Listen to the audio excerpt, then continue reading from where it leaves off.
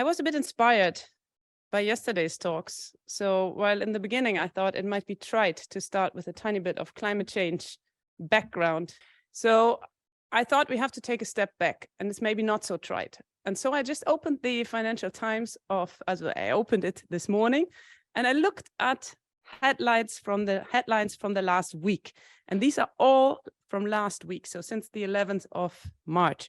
And I think it shows a bit how urgent the situation is. And I don't want to enter into the details of IPCC reports here or anything, but the fact that the mainstream media, a media that takes a rather pro-economic position, titles that is the 1.5 degrees still realistic, and the crumbling consensus of the climate target, the key climate target, the fact that the EU's net zero plans will fail if we don't put more money where our mouth is, and of course the impacts, namely the driest February in the UK and the cyclone Freddy that ravages Malawi and Mozambique.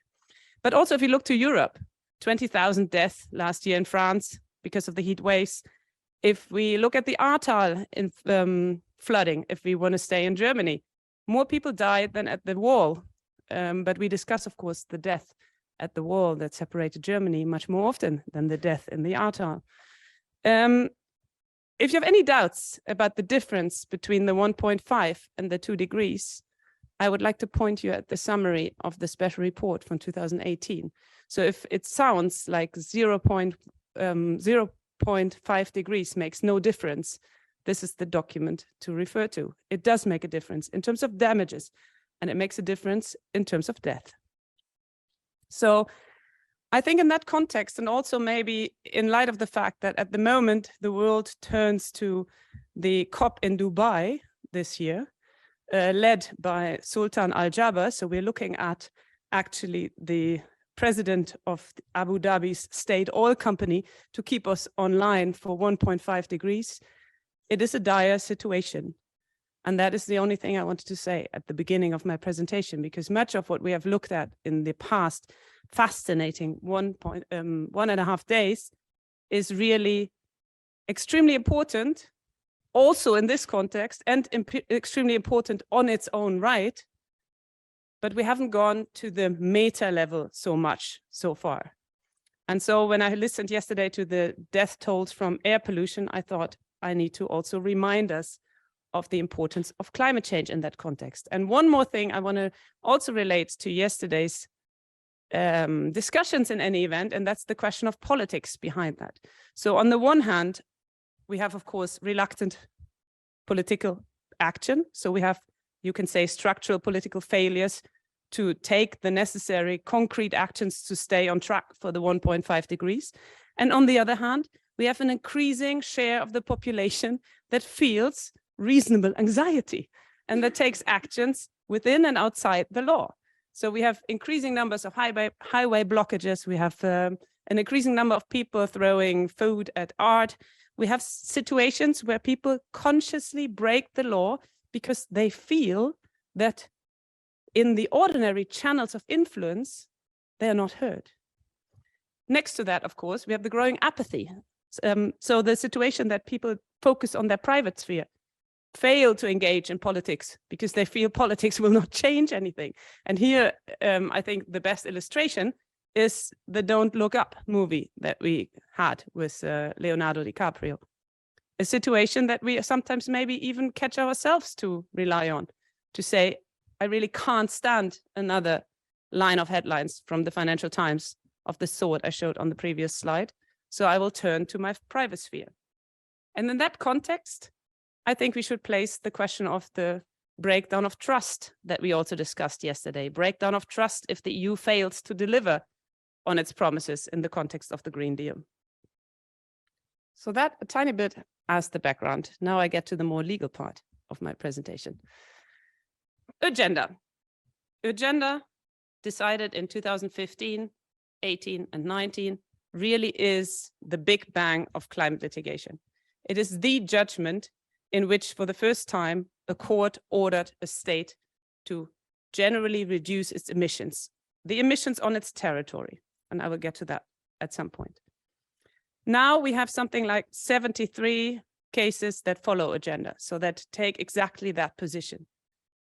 They aim to ask other states to generally reduce emissions in light of the Paris Agreement, in light of the Paris goal of reducing emissions. So I think the importance of the case can hardly be overstated. And I want to go back a tiny bit and discuss how the case went through the instances, and it will really be the case that I spent most time on, so don't get afraid when there will be other coming up. So in 2015, the district court received a complaint by Urgenda and 800 plus citizens of the Netherlands based on tort law. So it started really in tort law, in private law, based on a complaint on section 305A of Book 3 of the Dutch Civil Code, a question of whether a duty of care in tort was breached. When it went through the instances, that changed. So the state lost 2015 already. That's also important to remember when we discuss whether or not the state had enough time to implement the measures in 2019. It lost already in 2015, and in principle was put on notice, knew that it had to comply with the order of reducing emissions by 25% in 2020 as compared to 1919 levels. The case went on appeal to the Court of Appeal, and on cross appeal, so against the state's appeal, Urgenda brought back in the ECHR claim. So the claim that Article 2 and 8 of the European Convention on Human Rights were violated by the Dutch state's inaction, or not maybe entire lack of action, but too hesitant, too limited climate action. The Supreme Court in 2019, the 20th of December, so shortly before 2020 started, gave its final ruling. So in 3 instances, the Dutch courts found the Dutch state in violation of its duty of care, and in its final formulation on the basis of Article 2 and 8 ECHR in combination with non-binding commitments under the UNFCCC and COP decisions. So if you want to look at how soft law is used in these cases, I advise you to look at the advice of the Advocate General in the case, the Advocate Procurateur, so General Prosecutor. Well, anyway, the person taking basically the role of the Advocate General in that you would imagine at the Court of Justice. So if you look at these comments, you really see how meticulously the repeated political commitments of the Netherlands are sketched. So time and again, they committed to the goals as they were set in the context, in the framework of the UNFCCC. And this is not unimportant. So it is a case on the one hand about science. So also if you want to understand the scientific insights and generally accepted standards that the Supreme Court refers to, again, the General Prosecutor gives a very good insight of how these are built up and really traces it also in time. So since when did the Dutch state know about these scientific facts, and in which way did the Dutch state commit to them? And on that basis, they decided to impose a general obligation of reducing emissions. So the Supreme Court found the test for positive obligation satisfied in a combination, or as later the Belgian case said, in a union of norms between binding norms. So I should emphasize the ECHR is directly binding within the Netherlands. And in order to interpret the duty within these binding norms, which is a usual process, because whenever we speak of human rights, they are an open textured norms, and we require factual basis, scientific insights. We also require political developments. We require a factual understanding, extra legal information to actually give a meaning to open textured norms. And in the combination of the three, it found this test, as I said, for a positive obligation satisfied. Also, what the Supreme Court did was this emphasized the exceptionality. And that is something that we also see time and again in climate litigation, that some courts at least engage in detail with the scientific information and come to the conclusion that it concerns a different beast or a beast of a different nature, that climate change is exceptional. And I will get back to that in a moment, and I will try to outline to you in which way climate change and climate litigation is different. But here I just want to read some quotes from the Supreme Court that I like. The genuine threat of dangerous climate change constitutes a real and immediate risk. So it was defined under the law as a real and immediate risk, which has consequences if you do so under the law. The lives and welfare of Dutch residents could be seriously jeopardized. This is an exceptional situation. So I think in that sense, many of the climate cases, also those that I discuss in a moment, Neubauer and so on, well, the courts n'a pas mangé, la cour n'a pas mangé ce mot. Huh? The court was very clear and explicit about the difficulty that climate change will impose on the Dutch state. And I mean, focused on the Dutch state because of the Dutch situation. So the specific reduction that the court imposed, 25% in 2020 compared to 1990 levels, is one of the aspects that many of the constitutional legal scholars in the Netherlands took issue with. So they found that the specific obligation is something that a court cannot do in the context of separation of powers. So I also want to engage a bit with that. It is correct, there was no Dutch national law. So in some of the later cases, we will see there's national climate laws that allow the court to actually, within the national jurisdiction, to root these commitments. That didn't exist. It based it, as I said, on the ECHR. That is, however, in the Dutch context, not that exceptional. So why we don't have in the Netherlands constitutional review. We don't have an ex post review of legislation of any sort. But there is an exception in Article 1494 of the Dutch Constitution that allows such a review in light of international treaties. So this is the ECHR. This is as such not exceptional. So in the Netherlands, we have what you call a modest monist tradition. But how did the court come to this absolute minimum? And is that a problem, that it was so specific, let's say, that there wasn't a finding of the court, well, the Dutch state doesn't do enough, we need to do more? Well, first of all, I would say it lies in the nature of judicial decisions, but I invite you to discuss that with me in the question and answers, that a court has to come down on a specific ruling. So a court has to decide, is something admissible, not admissible? Is a human rights violated or not violated? What is the imposition to the parties? And of course, in principle, you could impose a range, I suppose. But what does that help? Because that still means that if you impose a range, that the minimum should be the legally enforceable obligation of the party on whom you impose a range. So I think there was no other way than imposing an absolute minimum. The question is, of course,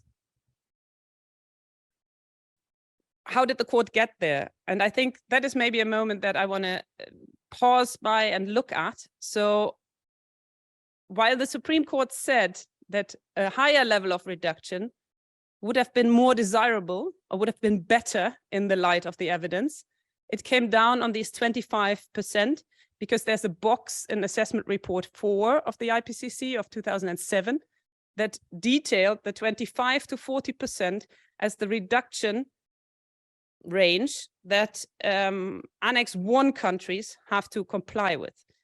So the Netherlands undoubtedly in Annex 1 country, one could even say within the group of Annex 1 countries, one of the most developed. So in light of principles that those that have greater capacity should reduce more. So the common but differentiated responsibility principle, no question, this is the box we find the Netherlands in. Rather a question, should we find the Netherlands at the lower end of that reduction?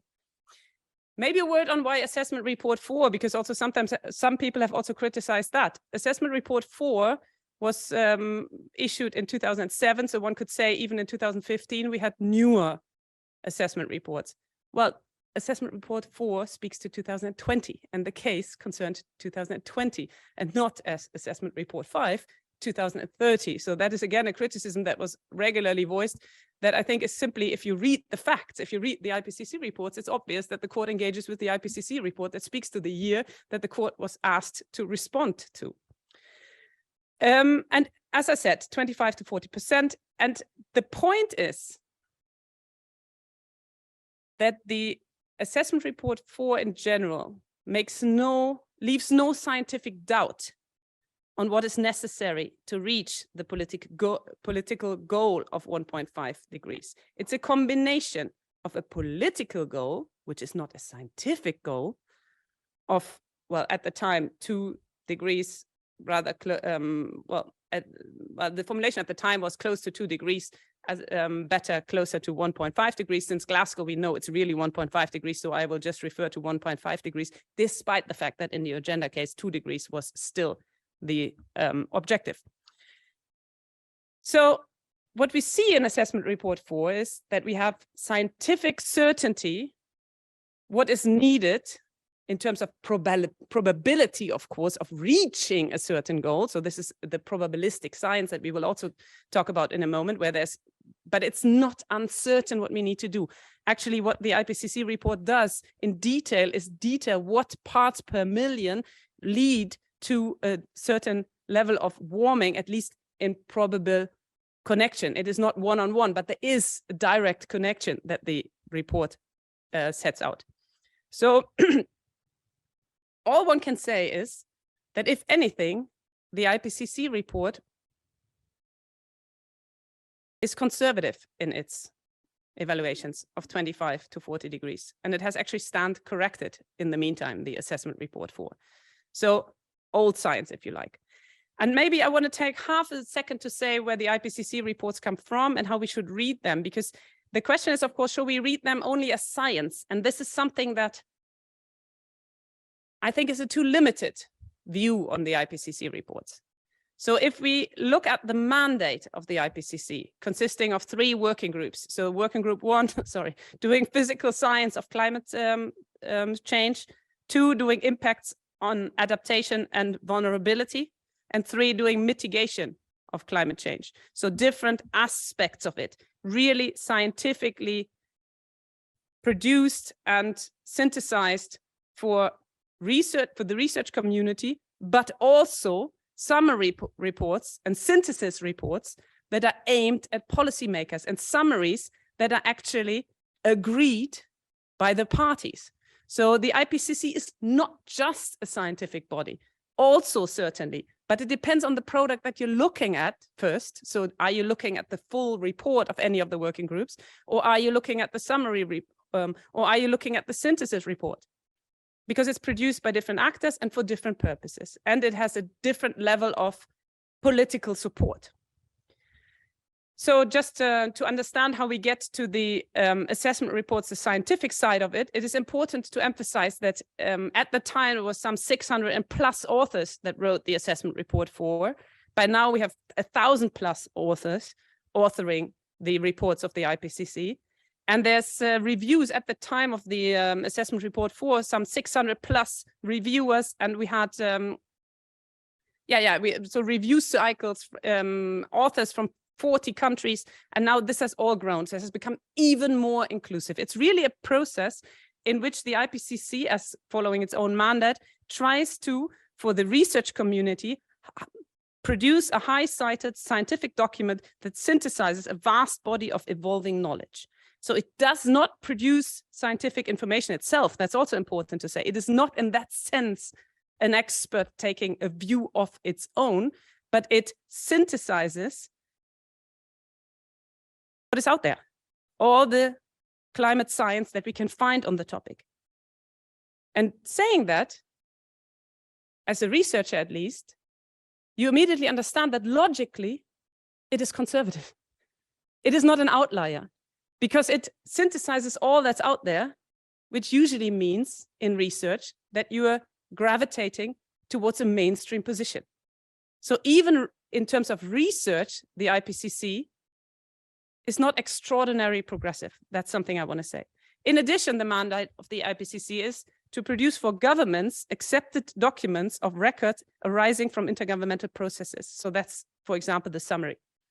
So it has really a double function. It is somewhere in between. Some people call it a boundary organization between policy making and research. And that's, I think, is important, or science. And that's important to keep in mind. Back to the Urgenda case and the 25% from the assessment report 4. We parked that. Another thing that the Urgenda case clearly exposed was the lack of reasonable explanation by the state. And I think this is an important point that we can see also reoccurring in other case law. And that is, it is not that the judge simply said, this is the situation and this is what you have to do. No, the plaintiffs, Urgenda, and the 800+ citizens produced information on climate change based on assessment report 4, and the Dutch state was time and again, 2005, 2017, 2019, warmly invited to counter that evidence, to react to it, to explain why it didn't take action in light of the fact that it promised action time and again. And it was scientifically proven that it didn't do the action that was necessary to meet the goals that it agreed to. And the Dutch state failed. And the Supreme Court is very explicit on that. So the Supreme Court very explicitly states that the Dutch case fails to produce any explanation on the position why its actions could be sufficient. I think that is important when we think about separation of powers and what is the role of courts in that. But we will also look at that in the context of other cases, and I'm happy to discuss that further. As Louisa kindly mentioned, separation of powers is also a bit of an obsession of mine. So I park that for the moment. Dutch particularities. I want to spend 2 sentences on in which way Urgenda is different from other cases and where other national contexts would not run into the same either difficulties or didn't have such an open door. And the first is the prohibition to order legislation. So in the Dutch context, you have a prohibition to order legislation. So there, as I said, is no ex post constitutional review. And there's an exception in light of provisions of conventions and decisions of international organizations, as I mentioned. And the consequence is that you can disapply national law if you find in that context that national law is contrary to, for example, the ECHR, which is the typical document in the light of which the actions of the Dutch state are evaluated. But the Dutch Supreme Court in Waterpact, in one of its decisions implementing an EU directive, stated very clearly that courts cannot intervene in the process of formal legislation. So they are prohibited from giving an injunction to legislate. And the question is now, did the Urgenda court do that? So did the court in Urgenda do that? Or would it have been sufficient to take executive action to meet the target of 25% reduction? I think there's relatively widespread acceptance on 2 points. First of all, when the judgment was given by the Supreme Court on the 20th of December 2019, there was no time left to take any action for 2020, basically. And so the window of opportunity was so short that only very drastic measure could have any impact in 2020. But that's, of course, as I said already, the state had been on notice since 2015. So the question is, what can the court do about that? The other question is it desirable from a separation of powers perspective that everything is done in executive decrees?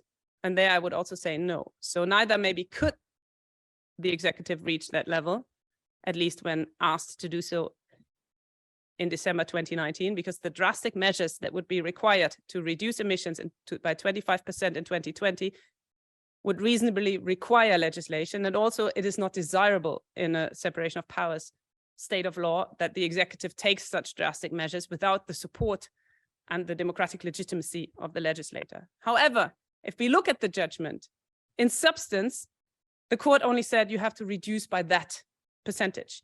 Considering that every action that we take every day produces emissions, the possibility of reducing emissions are endless, literally endless. You can imagine each industrial sector that produces enormous emissions. You can imagine consumption. You can imagine individuals. Basically, every action every day produces emissions. And every of these points, the Dutch state could have intervened to reduce emissions from the territory of the Netherlands. Also, in terms of means, there was no indication in the judgment. So the means were completely free to the state to choose. Whether or not that amounts to a prohibition of legislation, a prohibition to order, whether or not this is in contrast with the prohibition to order legislation, I will park for a moment. I just wanted to outline the different arguments. I would say it's not, but people have argued it is. The other point that's very particular to the Netherlands is the standing of public interest organizations. And here, this connects very closely to both Sebastian's presentation of this morning and Alessandra's presentation of yesterday.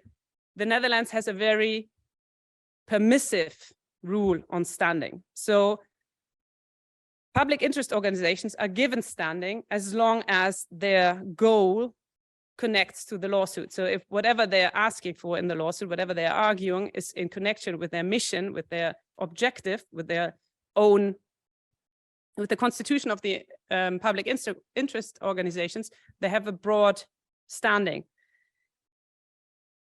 Urgenda's goal from the website before and after the lawsuit was to engage citizens with climate and climate change. So clearly that falls within that category.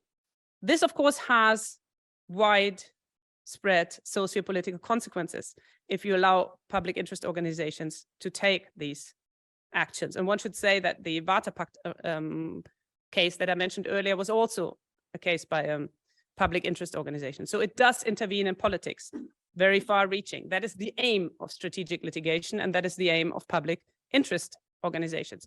So whether or not you think that is a good idea or a bad idea has a lot to do with how you understand the public sphere and what is the role of the public sphere in a democratic society. So what is a robust democratic sphere, and do you need social society to have the sword of the law to intervene if the state does not live up to its political promises, to its laws?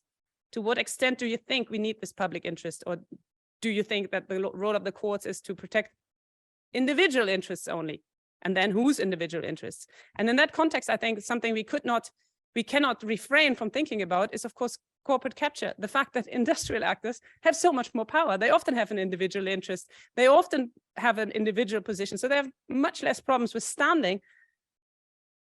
But the question is, what does that mean to an equal level playing field? Because not each and every citizen either has the time nor the money nor whatever to take the court, to take a case to court. And the next question is also, of course, in light of the fact that, and we will also discuss that in a later climate case, climate change affects us all. How can you show, even if you don't have the difficult hurdle of the European law of direct and individual effect, which is maybe in some ways exceptional, as we saw yesterday and as is widely accepted, it is still difficult to show that either you are a victim in the light of Article 34 of the ECHR, or you have standing in a national context, because it usually requires a specific rights violation. And the question is that given if you are just one of the broader public having reasonable anxiety about where the world goes in terms of climate change? So questions that depend on how you see the position of public interest organizations in courts. What I should say is that at the moment, again, and we do this every so and so many years, in the Netherlands, there's a lot of pushback on the position of public interest organizations. And we have again a motion of the second chamber for the government to review what the position of public interest organizations is and whether or not it is desirable to limit that access of public interest organizations by applying a test of representativity. So whether they're representative of their cause and of the population, so whether they have this connection to citizens. And one question in that context is, for example, how they are funded. So if we look strictly speaking at Urgenda, because of the funding structures of Urgenda, it would be unlikely to meet a test of being representative if that test was introduced into the law. As you can hear, I'm not a big fan. So I think it is something we should seriously consider. Do we want to shield our governments from these sort of questions in the public interest? Do we think it is correct to say we don't want you to be held to the law in light of the interpretation of an independent judge? Huh? because it's, of course, obviously still goes to the judge, so we don't know where it ends anyway. So all these questions, particularities of the Netherlands, at the moment, we still have the broad reading of standing of public interest organizations, luckily, and we need to fight for it. Other cases, parking Urgenda. There have been, as I said, 73 cases brought and pending across the world that build on Urgenda in one way or another. I'm happy to engage with others outside of Europe. For the moment, I will keep it to European cases, which are A, no better, and B, I think are maybe of greater interest to the audience in the room. So first of all, we have the Irish climate case that followed Urgenda in 2020, so shortly after. It was strongly supported by the Urgenda team. And here the situation is completely different because we're looking at a national Irish law requiring the Irish government to draw up a plan to reduce emissions. So that is what was challenged. It was challenged what the government did as part of its obligations under the national law. So in sense of separation of powers, no biggie, nothing important, no gray zone. A court can ask the government to stay within the national law. What is new in this case is that the court moved from percentage reduction, as in Urgenda, to trajectory of emission reduction. And that is highly important because if we look at the nature of CO2 emissions and how they act in the atmosphere, and I will get to that in a moment, we see that that's the actual important question, namely, how many emissions do we emit to the atmosphere, not when, or that their effects would evaporate so quickly that what we emitted yesterday doesn't matter today. No, quite to the opposite. We're looking at an accumulation. So the only thing that actually counts is how many emissions do we emit in total, and not in the past 5 years, or in the past 10 years, no, pretty much since pre-industrial times. So the accumulation of emissions that we look at the moment are since 1750. So the point is that if you plan as the Irish government did before the Irish climate case was won, before the Irish Supreme Court, namely to first increase emissions and then still having the plan in the long run to reduce emissions to become climate neutral in 2050, as is the EU goal, but also the goal of the member states. Then the problem is you have in total still emitted too much if you see the curve that my hand is making. So this was one of the points that came out here, and the trajectory is actually a move in the right direction. German Constitutional Court, the Neubauer case, as it is often called, in 2021, 1 year later, the situation was similar, that we had a national law. So we had a national law outlining what Germany planned in order to become to reach net zero and to reduce emissions. And in Germany, very different from the Netherlands, you have a strong ex post constitutional review. So as a matter of principle, there's nothing shocking in Germany about a court, the German Constitutional Court, reviewing a law in light of fundamental rights. That's what the court did in Neubauer. So it reviewed the national climate law, Climate Protection Act, the National Climate Protection Act, in light of fundamental rights and a state policy objective that has always been sort of latently in the German Constitution, Article 20A of the German Constitution, and gave it new life, if you like. I mean, I very much remember my own studies in Germany many moons ago, and the question of what can we do with that state objective? Well, now we know it actually imposes an obligation on the German state, A, to reach net zero in 2050, and B, to protect future generations. That is not nothing. So that is clearly breathing life into that state objective that didn't exist before.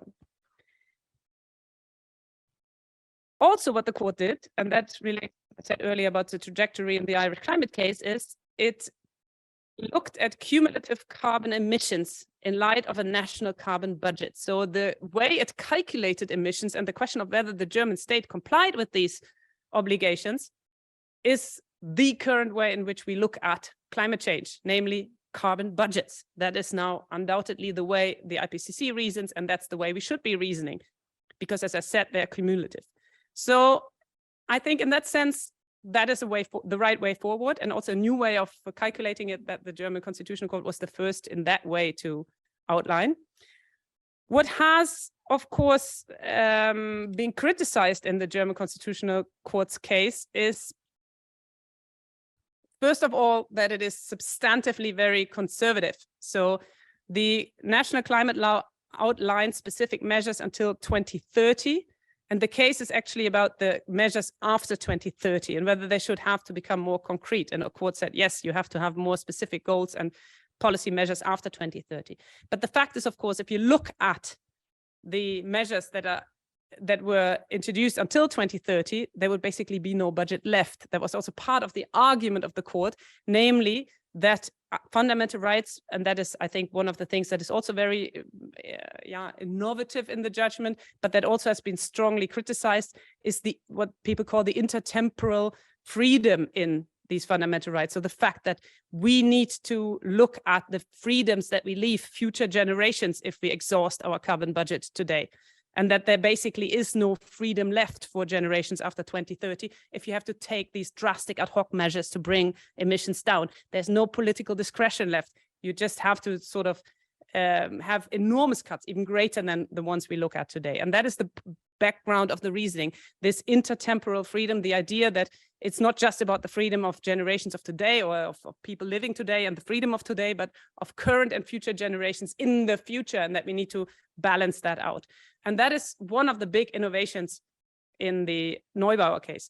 But it has, as I said, been criticized, and to what extent this can reach into the future, which future generations are we talking about, what does this mean? So again, something that, as many legal things, depend a bit on your argumentation, but I find it relatively convincing that we cannot just look at freedoms today and balance them against each other without closing our eyes to the future, both of certainly current generations, so children of today, but also future generations. Standing is another aspect that was also criticized with concern to the Neubauer case, because here, as in all other climate cases, the situation is each and every person is affected. So where to draw the line? There's no specific violation.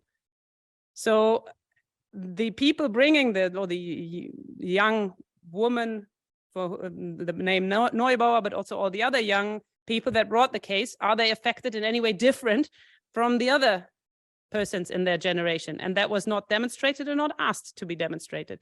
So one of the criticisms. Again, just for fun, the judgment refers 9 times to Urgenda and clearly bases its judgment, or is inspired by the judgment of Urgenda. France, Notre Affaire à tout, also 2021.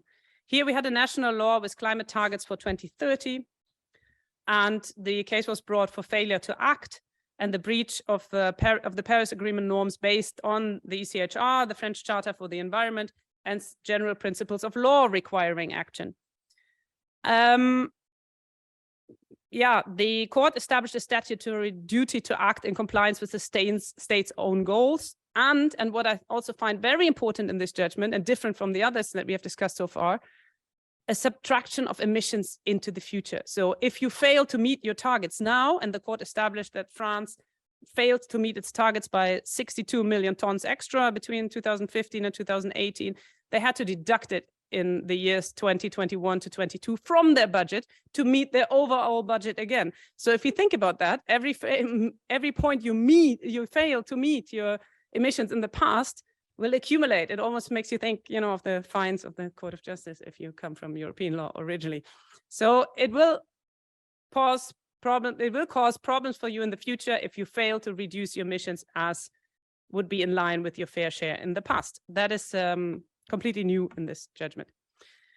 The Belgian Klimaatzaak. Well, in some ways, and I think not incorrectly, it has been said it is really drawn out on the blueprint of Urgenda. So in many ways, very comparable, both in terms of the pleadings of the plaintiffs, but also in terms of what the court did, at least partially.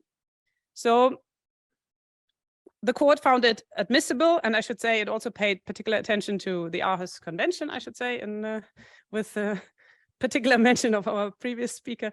So it drew out that there is an admissibility, that there is standing that based on Article 9.3 of the Aarhus Convention, but also in light of Article 17 of the Judicial Code, where you need a personal and direct interest, in combination with Article 18 that says it can be precautionary measure, so it can be a violation that is seriously threatened in the future, so it doesn't have to have already occurred. it found standing of all plaintiffs, including the organization Klimatzak and the individuals that brought the case. Again, a combination of an NGO and individuals. So it distinguished the standing from Cavallo specifically and said that the ruling of the Court of Justice and its interpretation of direct and individual concern is not, oh yeah, I said effect earlier, no? Concern is not applicable in this context. And yeah, what it found is a violation of a civil law duty of care in combination with Article 2 and 8 of the ECHR, and in light of the Paris Agreement. It spoke of a union of norms. So while it acknowledged that the Paris Agreement is not binding, it specifically actually said that, it came to the conclusion of saying that it holds the Belgian authorities partially responsible for the present and future adversary consequences of climate change on the daily life of the plaintiffs. What it did not order, and in that sense was different from Urgenda, is it did not order the state to reduce emissions. So there was no injunction. And it specifically said it didn't do that because of reasons of separation of powers. It considered that the court was not in the position to order the state to take future action. So yes, we have a violation of rights similar to Neubauer, but no, and to Urgenda, but no, we don't have an imposition of taking action on the state in the future. And that is mainly due to the fact that it did not find a binding obligation of that sort in the Paris Agreement or under European law. This was very different in the Czech case, Klimatika Zaloba. Please forgive me if I mispronounce it. Yes, very well. I will call it the Czech case as of now, if you permit me. But I will practice in the break with you. Here, the court was willing to impose, the Prague Municipal Court was willing to impose an obligation to mitigate climate change based on the Paris Agreement and EU law. So it established first the state's failure. This is June 2022. It established the state's failure to mitigate greenhouse gas emissions as promised. It found that unlawful, but it went this step further of imposing an obligation of refraining from continuing to infringe the plaintiff's rights, hence to take the measures to reduce emissions. And yeah, it was based on the Paris Agreement and EU law because, again, we didn't have a national law setting out that that the court could rely on. So I think what is a bit the conclusion is that despite the fact that the Paris Agreement was not legally binding in the Czech case, and the court also pointed that out, it came to the conclusion that in light of the factual situations, in light of science that the court relied on heavily, it could not accept that a Czech contribution to the problem could be avoided by saying that the Paris Agreement was not binding. So these are the European cases I wanted to introduce to you. I'm, as I said, happy in Q&A to discuss any other case that you want to bring up. And I would be interested if you see there's other innovations that we should be discussing in this context. I want to now say for a moment in which way climate cases differ from environmental cases, or at least from most environmental cases. And again, I'm happy to learn in which particular constellation other environmental litigation is comparable or different. So the first is that no one disputes climate science in court. Neither governments nor the big fossil fuel corporations in public courts dispute that we have man-made climate change. Nor does anyone question the substance of the IPCC science. So no one challenged the scientific basis. What we do have is a challenge of the legal effects of using climate science to give meaning to legal concepts and binding legal norms, and concretize broadly accepted political goals into individual obligations, because that's what's happening. We take the goal of now 1.5 degrees, which is clearly a political goal, a target in the Paris Agreement. There's no doubt that it's not legally binding as such. And we translate it through binding national norms into an obligation of specific reduction. We have seen in the Urgenda case 25% in 2020, or the other had obligations to reduce in different forms and ways. And that is what is challenged. Can we use climate science in that way? And what role can climate science play there? I think one thing that we see coming up more and more intensely, and there's also something that we will see in the cases that we will discuss here in the remainder of my presentation, is the carbon capture technology. So one thing that should be said in terms of explanation is that the IPCC models, as we have them in the IPCC reports, they say they are sort of a what if. So they include all of them, carbon capture technology, and they model where we go with a certain concentration of carbon emissions in the atmosphere to different degrees. But for example, the assessment report 5 was strongly criticized for including too naively, let's say, carbon capture technology that is, at least at a larger scale, highly uncertain. And that could be used, I'm not saying it's used that way in the IPCC report, but that could be used to justify inaction. And that is what states also have tried.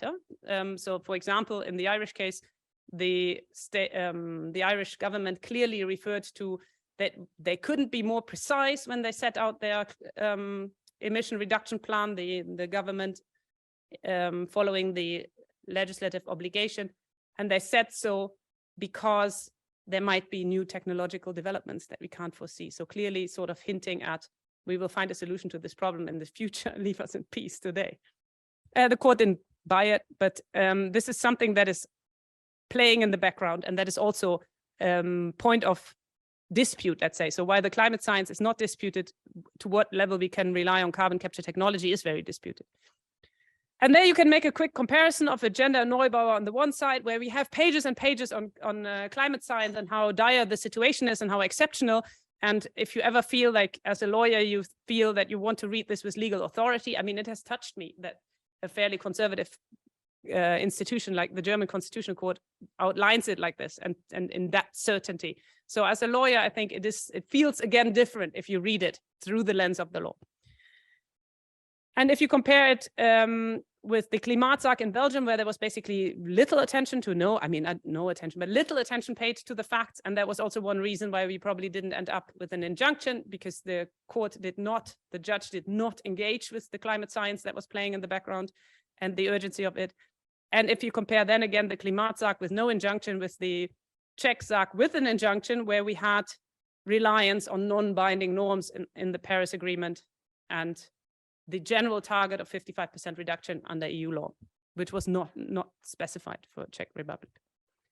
So one point that we can take from that is that we need the confidence of the judge to read the scientific consensus, to read the scientific information, to understand that there's certainty about global warming. We can observe it, we can link it to emissions in the atmosphere, that we know everything about the nature of emissions, that we know that they accumulate, that we know how they deploy their effects, but that there's a probability of impacts, so that there's a range of probabilities, so either likely or more likely than not, of certain impacts happening. So that's where the uncertainty, if you like, lies.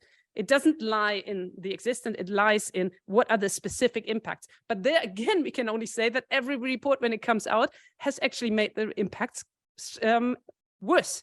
So it is very unlikely to expect that we will have a new assessment report that will say, oh, sorry, but we really got this wrong. It's actually quite unlikely that all this happens. No, quite to the contrary, it is happening today, and it has only been corrected to the worse and to the more certain in the future.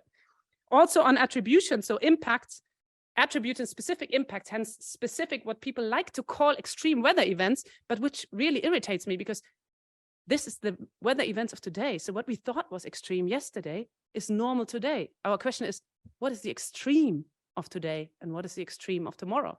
So weather events as they're happening are more and more able in attribution science, for example, Federico Otto, to link to climate change and say how much more likely it was that a particular storm, a particular flooding happened because of the warming up of the earth. So we will also see a lot more damages action here in that context.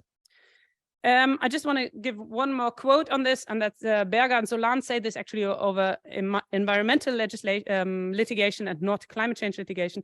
The legal system is far more welcoming of dueling experts who reach opposite conclusions than it is of consensus without certainty. So that the IPCC puts forward the consensus, but a certain uncertainty in terms of probabilistic evaluations of impacts is something that the legal system fights with much more than you would expect if you have factual certainty. So why is climate change an exceptional cause, or why is climate litigation an exceptional case of strategic litigation, and how the two relate? So climate change is exceptional in the sense that it is a true global collective action problem. So every emission that we emit anywhere in the world contributes. So everyone is involved in the game. That is in most environmental litigation not the case, that everyone in the world is equally involved. All our actions, as I said, everyday action, everything emits. So also no activity is excluded from it. Absolutely no activity. Number two, structurally inadequate political response. So if we look at the climate action tracker, if you look at any other mechanism of evaluating what governments have promised and what they're doing and where the two lead us, the conclusion is, I mean, there's different methodologies and many of these trackers actually rely on a set of methodologies, but fact is we're falling far short. Already 2017, the UNEP said that in the UN environmental program said that we are unlikely, that it's highly unlikely that we will manage to stay below 2 degrees, 2017. That hasn't been improved to the better, and that we are back then on track for a 3.7 to 4.8 degree warming. So different methodologies, I really don't want to discuss 0.1 degree here or there, that differs, but fact is no one disputes that we're on the wrong track. And that is hence, I think, established. Today, we already have a warming in Europe of 2 degrees because in the Northern Hemisphere, we are warming up more quickly. So structurally inadequate political response at all levels, national, regional, global, uneven effects. So uneven effects not only in north-south, but also within countries. So within countries, the 20,000 deaths in France, it depends very much on your dwellings and whether you have air conditioning, whether you have floor cooling, whether you have proper insulation. Whether you die or not from heat in Europe is largely a question of what is your socioeconomic background and your age, of course. But I mean, that is also an uneven distribution, but at least everyone is aging. So that is one big aspect of it. It is often not discussed, the uneven effects within countries, but it's not just between countries. So north-south, it's also within countries who is affected the most of those. Who is able to move when there's flooding? Who is able to build a new house if the old house is destroyed and we haven't had the insurance payment yet? So very uneven effects. And fourth, the lack of action leads to an irreversible path. And here I have to say another word on the accumulation of emissions. So we accumulate, they stay hundreds and some thousands of years in the atmosphere. So what you emit today will determine what the temperature is in the future, and there is no way back. And in many environmental disasters, certainly not in all, but in many, there is a possibility of renaturalization, regeneration of nature. There is a possibility to have a river that was completely dead, again, back to the point that you can go swimming in it. We have seen this in different sort of local environmental emergencies. No way back here. And there's a time lag on when these emissions produce their effect. So the emissions of today will only produce their highest effect in 40 years' time. So whatever we do, even if you stop emitting today, this is for our lifetimes most likely the coolest year we have seen, 2022. I mean, with some fluctuation, obviously. Tipping points, most people are aware of those large-scale singular events that push us again in the wrong direction. So it is in that sense different, that you're on an irreversible path, and that's different from many environmental disasters that are more local. Why is this legally different? So a distinct legal reasoning is the non-binding, non-self-executing norms of international law, the Paris Agreement, that we have these political goals, the 1.5% that are not binding, where we only have the nationally determined contributions, that whether or not they're binding is very difficult to say, but what we do know that they don't add up, so we will never reach reduction if we follow the nationally determined contributions under the Paris Agreement, and they need to be interpreted, and they're interpreted often as part of an interpretation of nationally binding duties of care as nationally binding fundamental rights. But that, of course, also means that there's a high replicability, so that we can carry these cases to all different countries, 70+ cases, because these are the same norms. So the interpretation that one court gives, you can rely on in other courts, while in many other cases, not everyone is bound by the legal basis, like in EU law or wherever you would at least stay within a certain number of countries. Finally, the IPCC, I've said already a lot about it, the boundary actor, and to what extent does it have normative value? So certainly it establishes scientific consensus. We had already in 2005, Roda Verheyen, for those of you who do not know her, she's the lawyer behind the Neubauer case, saying no court of law could possibly deviate from IPCC findings, since any expertise put before the court would never be as inclusive as that inherent in the IPCC. And we can see that that's happening. As I said, nobody disputes the science behind the climate cases. So what we see is a progressive constitutionalization of these norms. We see all these cases coming up. The IPCC as the gold standard in climate science. I put down some cases. We have discussed all of them. Neubauer, you have to take with a slight pinch of salt, because they relied in essence on the National Advisory Council, but that National Advisory Council based its findings on the IPCC. So you could say it's slightly more indirectly relying on the IPCC, but certainly not questioned as the gold standard. Commitments under the UNFCCC, in Urgenda, in Notre Affaire à Tout, in Grand Sunt, also a case in France. Clearly, the court relies heavily on the repeated commitments and shows that it's the knowledge, not just that climate change exists, but the commitment, the linking their political action to the goal, the promise that they make publicly to their voters. Failure to justify action and inaction, something that came up in particular in the Irish climate case, and in Urgenda, I should have maybe put that on there. So the right to justification, the problem that governments fail to give any convincing justification of their inaction in light of the problems that we're facing. Time and again, it's something that is very important, and also for public trust. Human rights as the basis for the duty to protect. Yeah, I put down Urgenda. I think I was at the end a bit of a hurry. We have human rights in many cases, certainly not in all, but Neubauer could be added here. Other cases could be added, and human rights, will be the basis also of the future for those. And then we have a breach. Oh yeah, that's why I have Neubauer, breach of human rights. Of course, that's different. We had a duty to protect into the future, and the breach of human rights both exist. And one is more proactive. So that was what was asked, for example, the duty to protect also into the future in Belgium, and was denied, despite the fact that they did find a breach of human rights. So that's why I made the distinction. And we have the pending cases before the European Court of Human Rights. That's, of course, something that's applicable to all European states. So here we have Klimatseniorinnen from Switzerland. We have Carême from France. So that is a new name. That Carême is the name of the mayor of Grand Sind, which is the community that brought it in France. So it's the same case, basically, Grand Sind and Carême. And they will be heard on the 29th of March, 2023. So interesting times to come on what the European Court of Human Rights will say on that. And they have actually put on hold the case against the Energy Charter Treaty, waiting for the result of those two cases. And we have, of course, other cases, the Portuguese children case. I mean, these are not the only cases, these are just two coming up. And that will set a standard for the whole of Europe in many ways. So further constitutionalization, if you like, in a way that is at least geographically more far-reaching, if they take a decision that takes in that. But we also have restriction in disguise. So we have courts actually rolling back, reducing access to justice, reducing, downplaying the issues, not engaging with them. So we have Cavallo, we have already heard of that yesterday, where the climate emergency does not affect a class of persons, but everyone. So the situation that you don't have direct and individual concern because you cannot show that you are affected differently from other people, which is extremely difficult in a global climate emergency, which is, of course, possible. I'm not saying it's not possible. We have, for example, the case of, Max M, also before the European Court of Human Rights.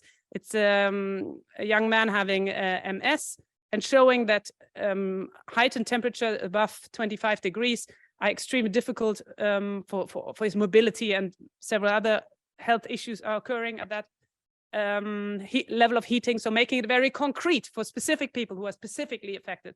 That is also one way forward. But the denial of individual standing because everyone is affected is, if you like, problematic limitation for climate litigation. The Irish climate case, again, the court paid no heed whatsoever to the immense stakes involved in the climate change of the public at large. So they really focused on the narrow obligation of the government under the legislation. Even though the outcome was favorable, the question is, did the case as such contribute to making climate litigation more possible? Nor did they make any reference to the specific expertise offered by the Friends of the Irish Environment in that case, which was the case in many of the other environmental climate cases where NGOs were credited as experts on the cause on which they were bringing the action. Plan B in the UK, so no authority from the ECHR or from the court, from the Strasbourg court, on which they can rely, citing the Paris Agreement as being relevant to the interpretation of the ECHR. So saying basically that we need first a ruling of the Strasbourg court, which we are maybe having in the future, so we will see. And fossil free versus KML, so the only non-governmental case I added just because it's fun to see that KLM immediately picked up the representativeness of NGOs as a standing requirement, despite the fact that the law, that it's so far only a motion of the second chamber for the government to inquire or to collect information on whether we would want that legal change. So you see how quickly these arguments are moving. Future trends. So I want to finish a bit. No one can look into the future, obviously, but I mean, if you think about the aftermath, I think it's interesting to look a bit on where do we expect things to go. And I think the IPCC has confirmed in 2022 that climate litigation is affecting the outcome and ambition of climate governance. So it really is a judicial, stick, if you like, that is used and that makes governments move. We have I have heard positions taken by Rob Jetten, the Dutch Minister of Energy and Climate, and he said that he actually relies on the Urgenda judgment to move the Netherlands' focus of the international sphere, that other countries have to reduce emissions, to the national sphere, and actually saying that we need to reduce emissions in the Netherlands. So clearly politicians that are in favor use legislation also actively. More than 2,000 cases of strategic climate litigation worldwide, 25% filed since 2020, 73 systematic climate cases that are modeled on Urgenda, 8 decided, 6 successful. I've introduced several to you. I think this is actually not counting the Czech case yet, but okay. So litigation is really making an impact. Is it though, if you look at emissions? Many people are questioning that. So particularly on the Urgenda case, again, that's what I will stick to because that was in my title that was given to me. We can see that, we have reports of CE Delft, for example, a very established scientific institute, saying that if you consider only emissions since 1990, the Dutch budget for 1.5 degrees is already exhausted. So we have seen that every year since 2020, the Netherlands has exceeded the 25%, sometimes only by a little, but they have exceeded it. So they have not complied with the Urgenda case, if you like. Urgenda at some point considered a follow-up action, but didn't do so. And the next question in that context is, of course, so it is making an impact, but maybe in actual fact, we still need a lot more of it to make it have the impact that they're actually aiming for. And of course, as ever, litigation is not the first option. We wish we had political solutions where would be faster, they would not be retroactive, we wouldn't have to wait for the courts to decide. So by no means any of what I said today should be read in the sense that I think climate litigation is the plan A. No, it's the plan B, because the plan A of political action is failing. So I wish we didn't need it. We have the Swedish case, and we have discussed it a bit on the margins. So here we have 600 young people and the Aurora NGO bringing a case, and it's very interesting in its demands, I think. So in the sense, it mirrors some of the other climate cases that I have mentioned. So it's about Sweden not meeting its obligations. But what is interesting about it is that it's extends to Swedish how Sweden can contribute to consumer-based emissions abroad. So basically, Swedish products consumed abroad should be taken into account. Let us remind ourselves, the Paris Agreement is only about emissions from national territory, which means that, for example, all the beautiful hydrogen plants we built in North Africa, the Commission does, are not included in it. So as long as we emit abroad, including, you know, production of our emission low, whatever, hydrogen, are not counted. And that is very important. All the products that we sell, not counted. So this is different in this case. And that is really something that we must pay attention to. The other point is Swedish legal persons abroad. So Swedish actors, if you build a hydrogen plant, I'm not saying Sweden does, I really honestly don't know, but building a hydrogen plant in Morocco would mean that we would look also at those emissions that are produced there. Then the land use and land use change and forestry sector, very important also in the Finnish case that I will mention in a second. So the question that we have decreasing forests, that forests are affected themselves by climate change, by logging and climate change, and that means that our natural carbon sinks are diminishing, and what happens in that context. So I think that is also an interesting aspect. The question of annual compensation, so whether in the future these plaintiffs have to be annually compensated for the emissions that Sweden causes in excess of its budget, and the continuous monitoring in the future. So what is beautiful in my view about this case is both the extraterritorial application and the perspective into the future. But it is pending. It was launched in 2022, so we don't know where and what is going to happen. So another future trend is certainly the net in net zero. What are we going to do? I said this in the beginning. This is the big question, because this is, of course, what governments rely on. I mean, the fact that the world is burning, they cannot challenge, because that's an observable fact that we have increased temperatures. So the question is, what is about carbon capture, and can we rely on it? Can we not rely on it? And is it legally possible to rely on something to that is not established yet on large scale? That will be part of the challenges of the future, because the other will just factually not fly. And then is, of course, a new question of international law, which I also find very challenging, and that is, can we actually rely on capturing carbon, vegetation, and soils if we don't have the beautiful forests of Finland and Sweden? But if you live in the Netherlands and there's basically no actual natural forest left, the question is, can we actually plant trees in other countries? Is that legally possible? What happens if we have to relocate people to plant our trees to compensate our emissions? Questions of new imperialism that are lurking in the background. So what does that all mean? Legally is the question, and how much do we allow both companies, I didn't talk so much about that, and policymakers to greenwash what they're doing? So tell us that what they're doing is sufficient. To what extent can we hold them to that's not true?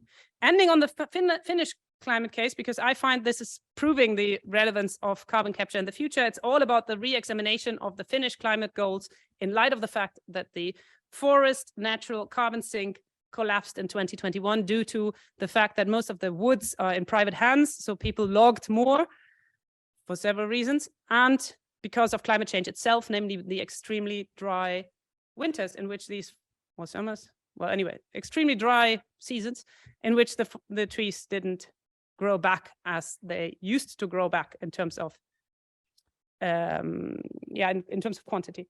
So what we experience actually is a growing urgency, and it leaves me really here, namely the question of what does that do for us politically, and where do we lead? If we look at the Dutch, and I want to finish again on Dutch elections of now 2 days ago, where we have the greatest gains of the BBB, so the Farmer Citizens Movement. In Dutch, they all start with B, all 3 words, of 16 seats in the first chamber, and the question of, shall we roll back on our nitrogen plan, of the national plan to reduce nitrogen in the Netherlands?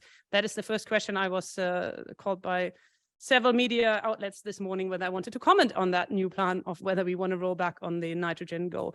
So the question is, does the political polarization, and I should really call it polarization, not just move in one direction, because on the other hand, we have 6 additional seats for Ja 21, Volt, and the Partij voor de Dieren, so the animal party, but I mean, they don't only protect animals, but you know, nature at large. So we have left and right, more seats, no middle ground. And the question is, what does that politically mean? Will we have, where will this lead us? If we have a lack of compliance of governments and they can't be held to be responsible for what they promise. And I want to finish on an Arendt quote. Hannah Arendt says, civil disobedience arises when a significant number of citizens have become convinced either that the normal channels of change no longer function and grievances will not be heard or acted upon. So I think that's what we see when we see people gluing themselves to the streets and throwing food at art, is the sense that the normal channels don't function and the powerlessness in face of that. And the question is, where will this take us? Because the actual impacts of climate change are only growing. There's no way back from that. Thank you.